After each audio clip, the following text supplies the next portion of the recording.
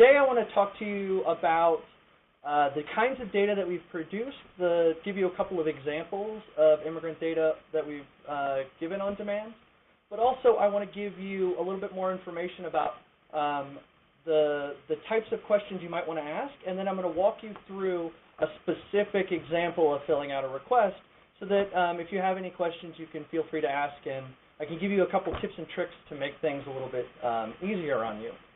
I'm going to start by showing you this is what we produce.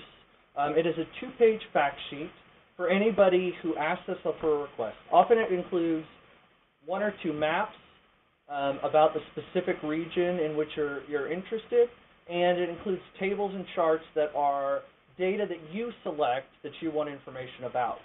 Almost always we include interpretive text to be able to give you a little bit of a framework about what we might expect when we look at this data. I've been considering these sort of a micro-level analysis that you guys can shop out to us as a way for you to equip yourselves with good data on immigrants in your particular area. The presentation that I'm going to give you today is going to include a series of maps. I just wanted to show you some of the areas where you guys are from and look at some of the data and give you a couple examples of some tables and charts that we have if we have time to go through them. I'd like to start, so Washington State. This is a map showing educational attainment across Washington State. And these things can become quite complicated.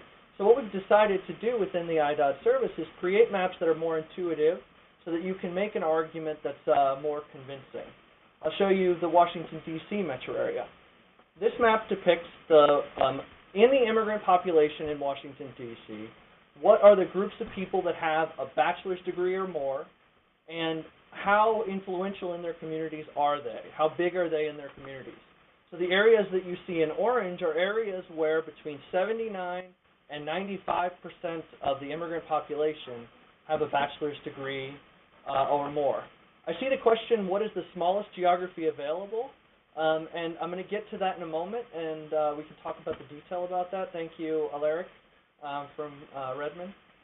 But here I'll show you, if you notice the pattern in Washington, D.C., there is a significant difference between the western side of the metropolitan area and the eastern side of the metropolitan area. You'll note that the western section of the city has a relatively high educational attainment, and the eastern side has a relatively low. Between 2 and 21% of the immigrants have a bachelor's degree or more.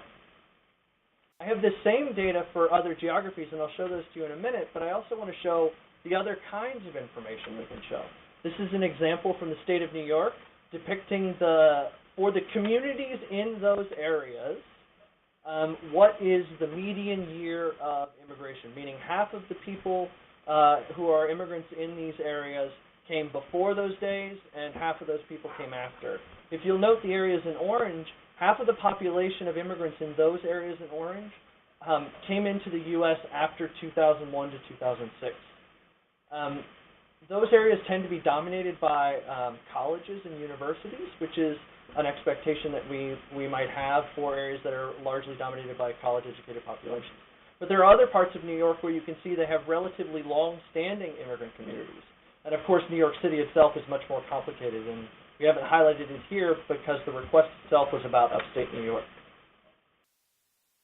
Back to the educational attainment, I thought this variable would be an interesting one for you guys to see because it's very different across the U.S. This is the example from Phoenix and Denver, where you can see the areas in orange are places where more than 63% of the population of immigrants have a bachelor's degree or above. In Phoenix, you note that there is an urban core to the northeast that is highly educated immigrants, and to the southwest, very low educational attainment, similar to the east-west division in Washington, D.C. But Denver, you have more of a suburban-urban pattern going on. I'll note that the blank areas on these maps are usually places where people don't live, like parks or airports. On the same scale, I was able to show Dayton, Ohio, In general, I see the question about the general educational attainment of the population. Oftentimes we give you the availability of looking at comparative data, and I'll talk about that when we talk about the form. In Dayton, you'll note that there is a sort of a southern corridor of educational attainment, and in St. Louis, it's basically between 270 and 64, where the majority of people who are educated immigrants reside. Now, this could also relate to the fact that St. Louis has a large portion of dense population of educated immigrants in the core of the city. These are not the only data that we can offer. Some of the more complex data that we're able to offer include things like this request from Detroit, where we were able to demonstrate the relative most important occupations by geography. So what we are able to show here, within the red boundaries of counties, are the individual sort of sub-regions of the counties where we selected the most important occupation, that is the occupation that has the most number of immigrants, and we're able to display it across the spatial boundary of Detroit. You'll note in areas that are bright green, where those places, the most common occupation among immigrants are light, physical, and social science occupations, whereas the areas in red are places where immigrants are most likely to be educators or in training or library occupations. And this may be useful if you're a policymaker who's looking to develop sort of immigrant integration programs, or if you're an immigrant serving organization who's looking to understand where people who do particular jobs live. But in addition to maps, we're able to give summary data for your particular geography. This is an example that we have for DuPage County, where we were able to compare the state of Illinois' immigrant population to DuPage County. On the top left, you'll note that DuPage County, the majority of immigrants, unlike the state of Illinois, are Asian-born, whereas for the entire state of Illinois, 46% are Latin American. For DuPage County, 42% are Asian. So they have a very different demographic trend, and it's important for us to pay close attention to those spatial variations in the population. Now, within DuPage County, the chart on the right shows you how much education each of these groups have. And if you'll note, the Latin American and Caribbean population in DuPage County tend to have high school education or a little bit less, and the Asian populations tend to have bachelor's degrees or graduate or professional degrees. Almost 70% have at least an associate's degree. I have another example from West Texas where we were able to select the most important individual occupations like transportation and materials moving, food preparation, and production, and look at their median incomes for the immigrants based off of gender. This is a particular request, and it shows you how specific we can get in our data set about the kinds of things that you're interested in. Also, we're able to break down occupational groups and look at their relative importance as a proportion of the immigrant population. So if you look at the table on the right, the second to last entry, transportation and material moving occupations in West Texas represent 12.6% of the jobs for working immigrants, as opposed to generally in Texas, where it only represents 7%. It's a 5-point difference. And if you compare that to the amount of income that men in West Texas make, it's substantially higher, above $40,000 a year as a median income, rather than somewhere in the 28 range. So I thought you might think that was interesting for those kinds of data sets. I have a moment to talk about methodology. What I will say is that we base a lot of our data on good work that a lot of organizations put together, and I'd like to credit them here. The Minnesota Population Institute, with their IPMS data, is one of the core data sets that we are able to use that allow us to get at very detailed information. Also, the U.S. Census direct download files, like their ACS downloads and their TigerLine files. We use a variety of tools within our office, like ArcGIS and SPSS. If you have specific questions about our methodologies, please go ahead and send me an email. I'm always happy to answer questions about those kinds of things. So one of the things I'd also like to say is I think it's important for us to talk about the data on demand service, and I was going to walk you through making a request so that you could be familiar with the ways that we directly approach how we get your data to you. So the first step is to go to our website and open up the request form. On the far right of the screen, you'll see the request form link. It'll bring you to the request survey form. Here we ask that you enter your demographic information so that we can contact you. The most important thing being email and type of organization that you work for. It allows us to get you your data in a more timely fashion. But also, what's really important is the kind of project that you'll be doing using the data for. If we know the context behind which you're thinking about this data, we can tailor the data to you in a lot more appropriate fashion. So the detail in this section of the survey, after you've entered your demographic data, is extremely important, giving us the notes about what kinds of things you're interested in. A good example, we got a request where someone wanted to ask about immigrants from Bolivia who make between $50,000 and $70,000 a year, specifically. And so we did our best to give them data on the demographic characteristics of those immigrants. Once you've gotten past the demographic information, I'm going to take you to the live request. You move into, I'm going to open up the live request, and you move into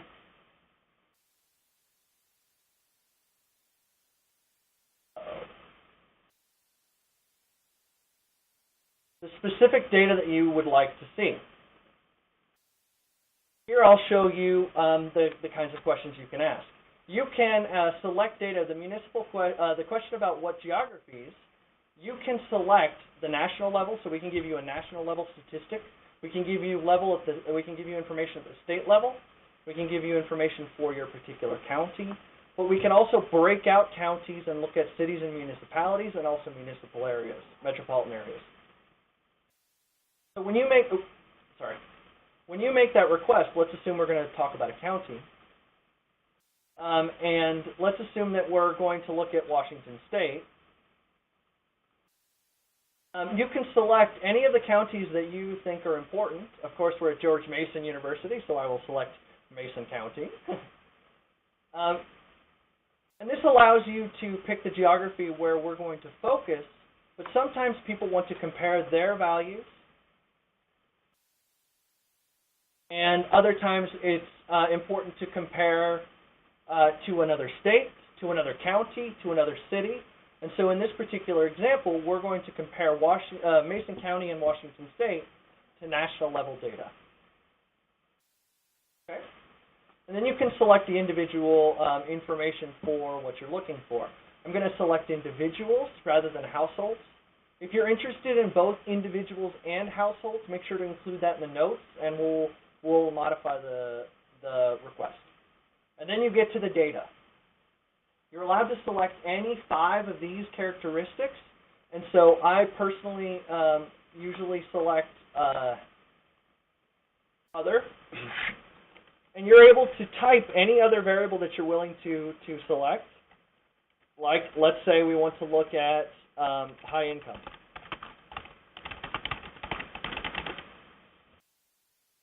Okay, and once you submit that request, you can add additional information. Say you want to compare the top 1% to those below poverty. We can get that information here for you. Okay. Once your request is submitted, we immediately give you a confirmation, and we are able to switch you.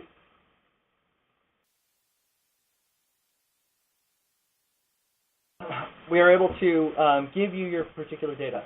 I will note, look for an email from us after you submit your request, because oftentimes we will look directly at your survey and figure out ways to tailor the information to you specifically. So if you make a request look to an email from us and respond to it, and we'll be able to create the most appropriate data for your needs. And so sometimes those kinds of things become easier through communication.